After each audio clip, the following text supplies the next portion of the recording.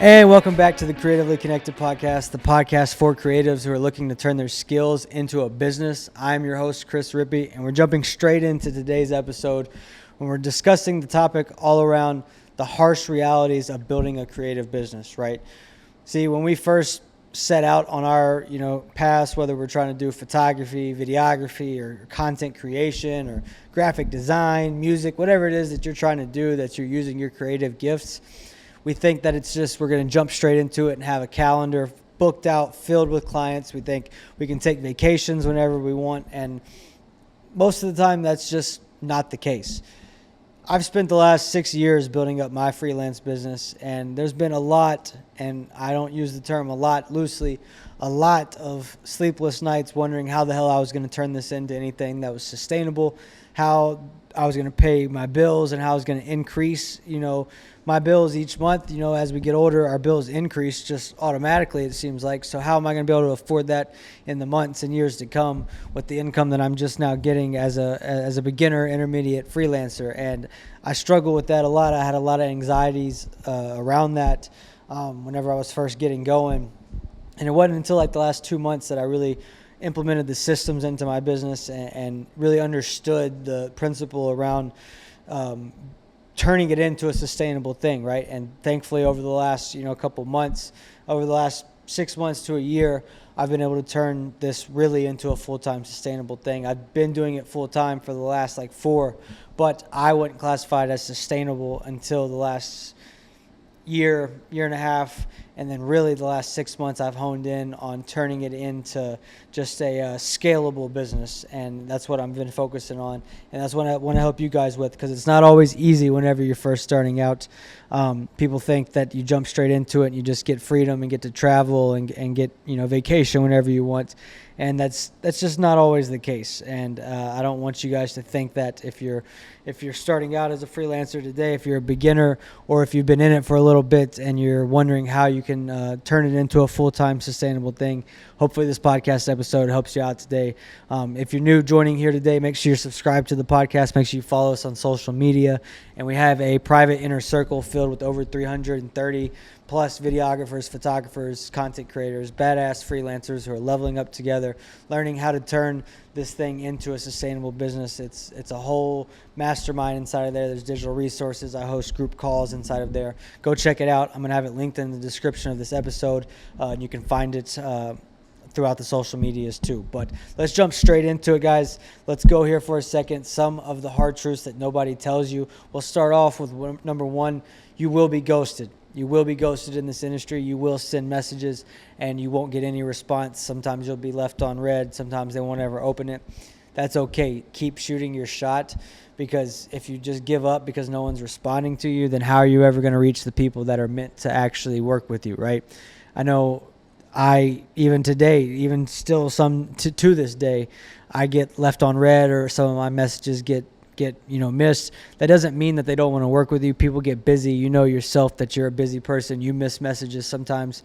Don't get discouraged and hang it up, because that person that left you on red might come back around 6 months from now, a year from now, and they're ready to work. And if you hung it up and you're just gave up on your creativeness, what you're offering, then you're not going to be ready when the opportunity comes back around and presents itself to you, right? So just don't get discouraged when messages don't go through, or you don't get a gig off of a message, because you never know what it might come back around to be in the future. Number two is people are going to question your pricing, and that is when you're starting out. That is when you have a set pricing. People will question that, and you have to be kind of firm on that. You have to be firm on your prices, and you have to know what it is that you're bringing to the table and the value that you're providing to them. That way you can communicate that clearly to the client.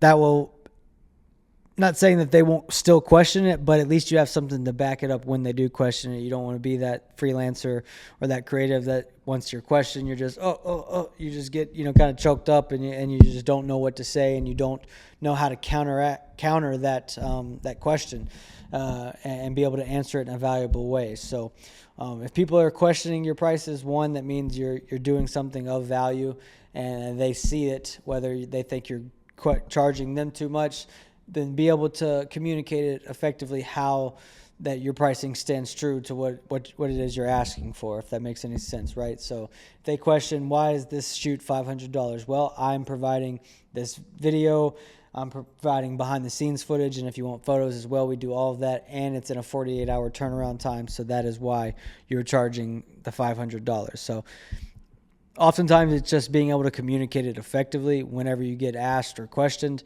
It doesn't have to mean that it's just leading to a dead end road and that they're not going to book. Just be able to provide what it is that you're be able to tell them in an efficient way and in an effective way that this is the value that you're getting, and that is why the price is what it is, right? So another thing that I ran into when I really anytime, I was going to say when I was first starting out, but it's really you kind of see this all the time, is your friends aren't going to support you. It's not going to be the people that you know already, that's in your hometown or in your close circle, that's going to be your biggest supporters and your biggest clients.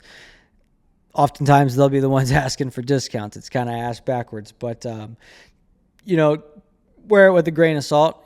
People will come around once they start seeing you making waves in your business and they know it's not just a joke. Then they'll kind of come out of the rafters and they'll be like, oh, I'm so proud of you. I keep up with your work on social, and I'm speaking from experience, and it happens to me probably once a week at minimum. Someone will comment, message, reach out, and it's like, oh, I love what you're doing. It's like, okay, but I appreciate that, but where were you when I was starting out, when I had no traction or no motion, as the kids like to call it these days? So don't get down on yourself if your friends aren't supporting you, and it doesn't mean that it might mean that they're shitty friends, but it doesn't necessarily mean that they're shitty friends. That's just the way of life. People don't support people until they see that it's cool. So just keep going, and they'll come around, and that could be your personal choice if you want to keep them around and allow them to be in your circle after that or not. That is totally a personal choice. I'm not giving advice one way or the other on that. But and even you're going to doubt yourself oftentimes. You may think that it's a silly idea or a silly business model, or you might think, how the hell is this ever going to be an actual business? There's no way around this. And that's completely normal. If you are doubting yourself, it means that you have an idea that's worth a damn, and that you're at least doing something right. If there's not a little bit of doubt creeping in, then your goals aren't big enough, and you need to raise the bar in that realm and set a little higher goals and expectations for yourself. But you have to come around eventually to building up that confidence in yourself and turning that doubt into confidence and start building from that. Talent is not enough in being a creative. There's so many creatives. There's so many talented creatives. And I would like to say myself that the talented creatives, just the talented ones, are not the ones that are getting booked. They're not the ones working with these badass brands. They're not the ones going on tour with music artists. They're not the ones that have, and they might have booked out calendars, but they're not the ones that are getting all the work that you're seeing. It's the ones who are marketing themselves, that are building demand, that are creating content versus hoping for referrals. Because oftentimes we'll just bank on the next person in line referring us to one of their friends and work coming in, and that works. But if you're branding yourself, if you're putting content out online, you're staying in front of the eyes of the people that you want to book you.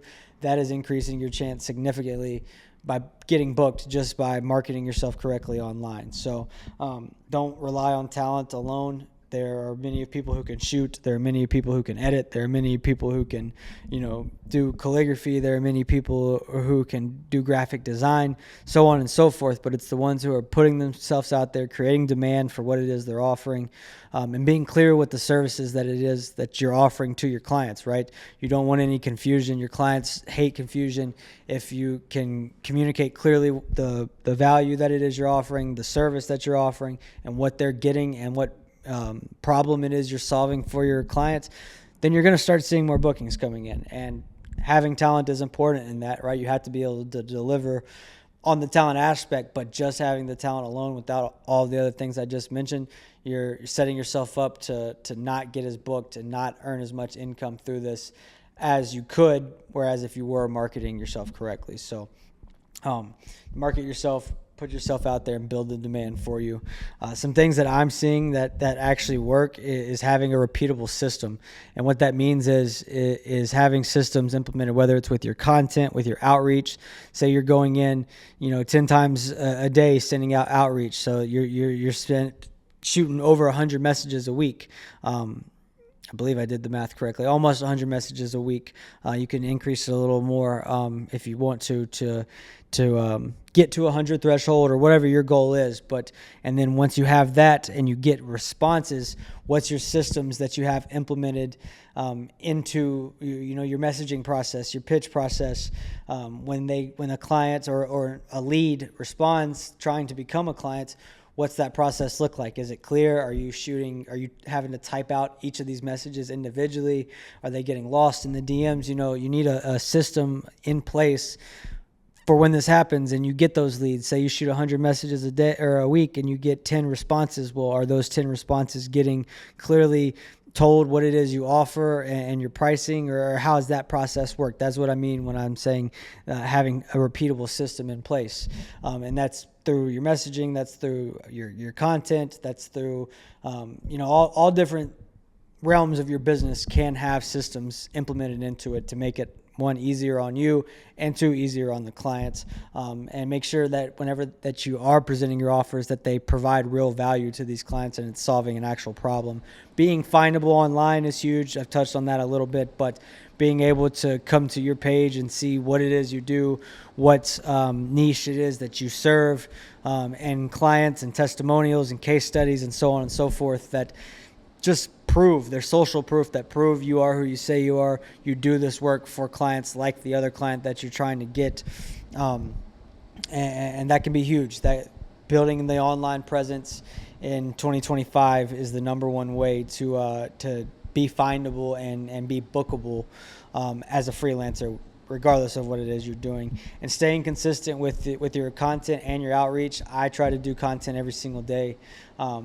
But that is it's not easy to do that, and especially if you're doing it solo.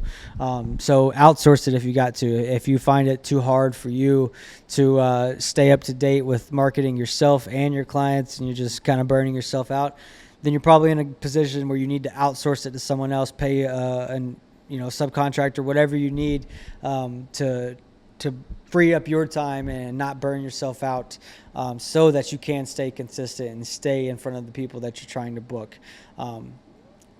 And there are slow seasons. I was drawing a blank on what my next bullet point was going to be, but it's that there are slow seasons, and nobody likes to talk about the slow seasons.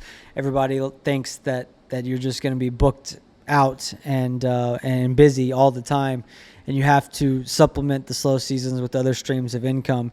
And if you're listening to this and you're wondering what the slow seasons are like, or what are you talking about when you say slow seasons, I'm talking about the seasons where you'll have 10 shoots one month and make $5,000, $6,000, and then the next month it's just crickets, and you're not getting hit up by anybody. Even when you hit up people, even the people that you are accustomed to working with, they're not booking, and you're just wondering if you should go get a job at Best Buy. That is what I mean by the slow seasons. And no, you should not go get the job at Best Buy. No offense to Best Buy workers. I'm not going to say I've never had a bad experience at Best Buy, but I don't think you necessarily want to. I'm not trying to shit on Best Buy. Let's scratch that. You have to be willing to. How do I say this correctly? You have to be willing to endure the slow seasons and kind of eat shit for a little while. You might have to go back to the college days, if you know what I'm talking about, and eat ramen for a couple weeks or for a couple months, and stop eating out all the time, and start saving your money, and look for other streams as a freelancer, right? There's affiliate marketing you can get into where you can sell other people's products. You don't even have to create a product or list a product. You can simply get another person's product and create content for that online, and that can generate income on the side. You can DoorDash, if you want to. There's so many different ways to get income streams coming in, but if you're trying to do it creatively, I highly recommend doing like TikTok Shop. I mean, I just cashed out at the time of recording this morning, and this is for educational purposes only, but I just cashed out my lowest month since I started back in March. Each month since then. Now we're in June, ending June at the time of recording, and I just cashed out this morning my lowest month on the TikTok shop, and it was like $2,500, $2,600, I can't remember. And that paid all my bills for this month, and that is earnings from the TikTok shop, and that's just a side hustle that I'm doing. So if you're in a slow season, I'm telling you this to say that, like, some of the weeks here lately, like, have been I wouldn't say the weeks. Probably like 2 months ago, 3 months ago or so, I had a really slow month as far as like shooting with clients. So I started picking up TikTok Shop and just went crazy with it and realized the potential and the opportunity with it. And it surpassed some of my bookings for actual shoots, some like 1 or 2 months out of those few. And I was like, is this really a side hustle, or is this becoming my full-time gig? But you never know what side hustle may just take off for you and start producing real income for you. So if you're discouraged in the slow seasons, if you're thinking of like, what is happening? Am I falling off, or is people not wanting to work with me? What am I doing something wrong? That's not the case. It's just it ebbs and flows, and you're going to run into that as a freelancer. There's really no way around that. So just don't get caught up on being in the slow areas where there's nothing coming in, and just kind of pivot. I mean, that's the best way I can put it, is learn how to pivot when you're doing this. As a creative, you have to know how to pivot, or you're going to get wrecked and you're going to burn out, and you're going to think you're a failure, and you won't be able to reap all the benefits you could as a creative if you don't learn to pivot and do other projects, other tasks. It's okay if you're a videographer and you pivot and you start doing acting gigs on the side. Like, learn to pivot. It keeps you creative. It keeps you from burning out, and it allows you to see creativity from just a completely different perspective than you might be used to seeing it at. So if you're listening to this and you're out there and you're wondering and you're thinking, I mean, I've been there. Me too. I've been there many of times. I've been in slow seasons. I've been burnt out. I've had friends doubt me. I've, had months where I didn't even make enough that month to pay my rent. And truth be told, whenever I went on, not long after I went on one of my biggest tours, it's been about 3 years ago, I didn't have systems in place in my business. I didn't have, income. I had income, but I didn't have enough income to where I wasn't just living month to month, paycheck to paycheck, gig to gig. And that was super stressful. And I almost gave up at one point in time. I almost just said, screw it. I'm going to go use my college degree that I have and go get an actual, corporate media job, and just kind of give up the whole freelancing thing. Because after that, I was waiting on my paycheck, my deposit to hit from that tour. And it took like 3 months to come in, to like 3 months to hit my account. So I was just like out there just freaking living on a prayer. And I was door dashing a little bit, and I was like, how did I go from touring with one of the biggest artists in the world to having to door dash just to be able to pay my bills? And I was like, it really put things into perspective for me, and it made me sit back and really focus on turning a hobby into sustainability. Just because you shoot and get booked doesn't mean it's a full-time sustainable business. It just doesn't. And I hate to burst your bubble, but it just doesn't. You have to have repeatable months and repeatable systems and repeat clients and repeat trust to be able to actually do it full time, and to scale it to where it is consistent, to where you don't have to go get those side jobs, do those side hustles.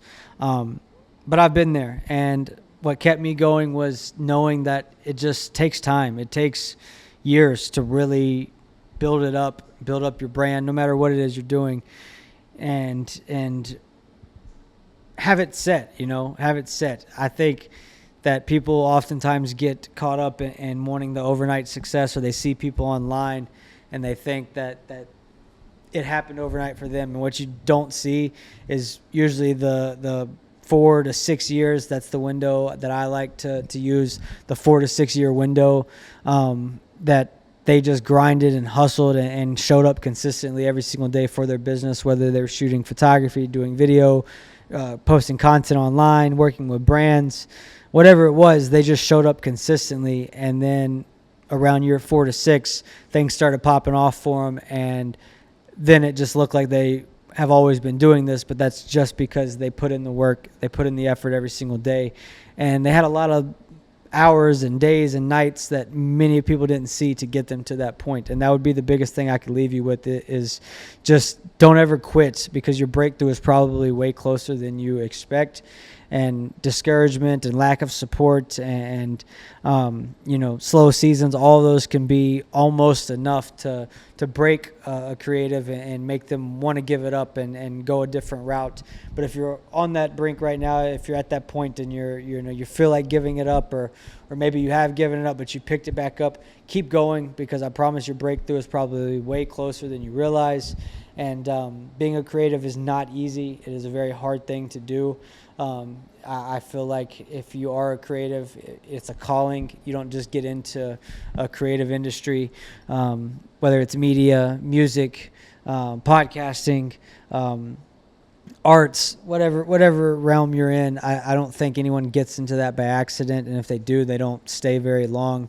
I think a creative route, the creative industry as a whole, is pure calling. I don't think that you end up in this by accident. If you're doing a role right now where you're having to use your creativity and you're trying to turn that into a full-time job, or maybe you're already doing it as a full-time job, then that is your calling. And if you're even had a little taste of what that could be or what that could look like, then keep pursuing that, keep going. We are blessed to get to use our creativity and turn it into income or serve other people. And we are truly blessed to get to do that. So keep pursuing it. Don't give up if you're on that right now. If you are a creative, a freelancer, videographer, photographer, and you want to join a community full of badass freelancers that are leveling up together, landing consistent gigs and learning how to scale their hobby into a full-time thing, then I run a private community filled with over 330 videographers, photographers, content creators right now, who are all leveling up together and doing all of which I just named. I'm going to link that in the description. You can go join that at any time. It's free to try out, or you can find it on social media as well. Just a resource that I've built up over the last year for the people that I just mentioned, and where I'm giving back. I host group calls in there every single week, and do one-on-ones as well. Full resource, all online. It's an online community, and we'll be doing in-person meetups come at the end of this year too. Planning that, more on that to come. But thank you guys for tuning in to this episode this week. We're going to be back very consistent with these episodes, dropping one every single week, at least one. You might see 3, you might see 5, I don't know. But we're getting back consistent with it. Life's been crazy for me. I've been on the road, traveling all over, filmed 3 of the biggest country music festivals so far this summer, and it's only the end of June, so a lot more coming, a lot more in store. But the podcast is growing. Make sure you're following the podcast on social media at Creatively Connected. Make sure you follow me on socials as well. Instagram at Chris Rippey, TikTok, I think it's at Shot by Rip. You can find me everywhere else, YouTube, the whole 9. But these are the harsh realities of building a creative business. I hope you found some value somewhere along in this episode today. Thank you for tuning in. I appreciate you guys. Keep creating, keep being great, and I will see you guys in the next episode. Peace out.